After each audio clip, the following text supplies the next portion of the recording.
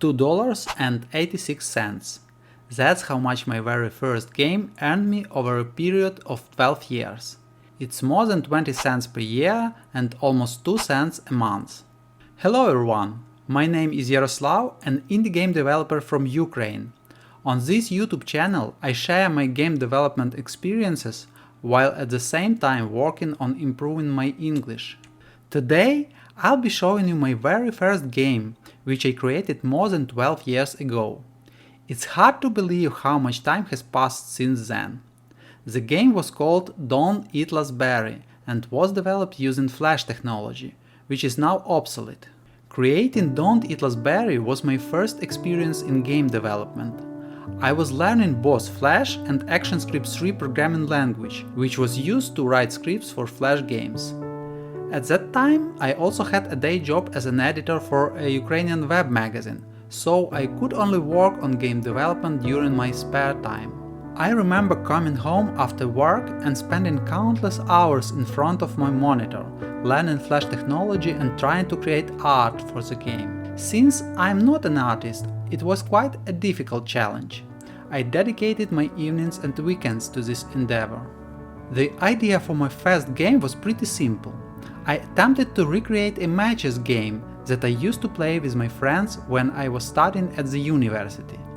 The game consisted of 5 rows of matches, with a different number of matches in each row, ranging from 1 to 5. 2 players would take turns removing matches from the rows. Each player could remove any number of matches from any row, but only from one row at a time. The player who removes the last match would lose. In the Don't Eat Last Berry game, the player had to beat the AI. I can still recall the satisfaction I felt when I finally finished programming the AI.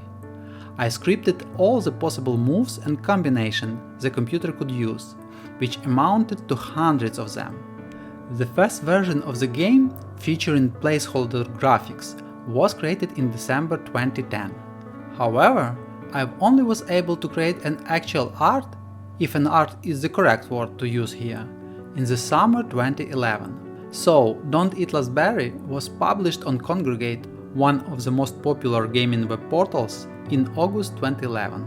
Surprisingly, the game was received quite well by the community of Kongregate players and even gathered a few positive reviews. Unfortunately, most casual players struggled to beat the game, resulting in lower ratings.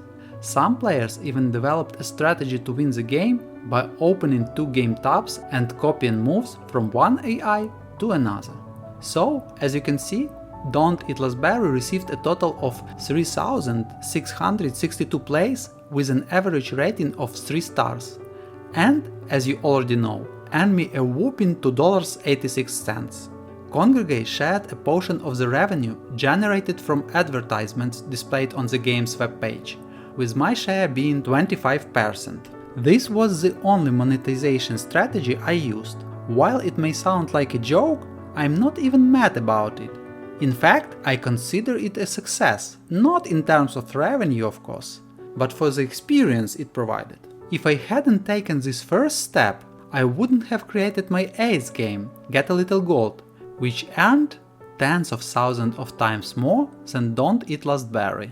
So, if you'd like to hear the story behind Get a Little Gold, please let me know in the comments below, and don't forget to subscribe to this channel. Also, take a look at the game I'm currently working on, called Orczz. It shows my country's fight for freedom and is available for both iOS and Android. You'll find the links to the game in the description below. That's all for today. See ya!